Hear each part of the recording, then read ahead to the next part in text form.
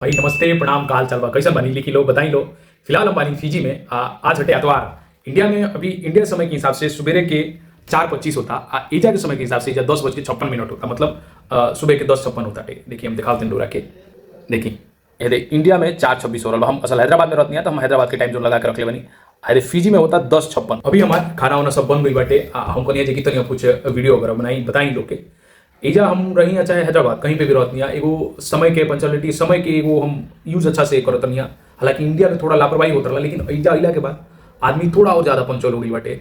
India में हम मैंने 6 बजे इतना उठत नहीं, लेकिन 6:30-7 बजे तक उठत नहीं, 6-6:30-7। एजा अइले के बाद आदमी 5 बजे उठे लागल। हम गाँव में रहत नहीं, जब गाँव में जानी तो हमारा एगो टाइम अलग चेंज हो जाला। हम 4:30-5 बजे गाँव में उठ जानी। एजा अइले के बाद 5:30-6 हो गई बाटे। जगह के हिसाब से आदमी आदि हो जाला।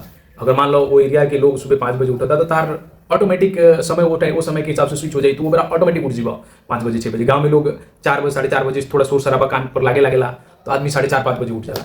एजा का लोग 5:30 बजे उठेला। 5-5:30 बजे उठ के आराम से जानी घूम के थोड़ा टहल वल के आवे नहीं। 6:30 बजे से हम खाना बनावल 6-6:20 6:30 से हम खाना बनावल स्टार्ट करनी। 7 बजे तक खाना बनल। 7:30 बजे से नहा हुआ के रेडी होकर 8 बजे ले फिर 8 बजे निकल जा। आज एतवार के दिन हम आज हमारा संडे वही से कोनो फर्क ना पड़ेला जी कि आज संडे बाटे तो आज हम 10 बजे सुते ना। एतवार के दिने भी हम सुबह वही टाइम से उठे नहीं।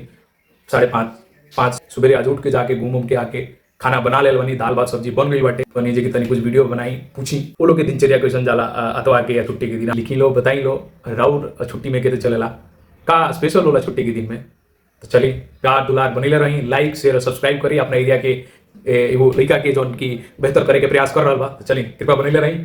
प्रणाम गोड़ तनी। जय बिहार जय बिहारी। मिले जी को अगले वीडियो में।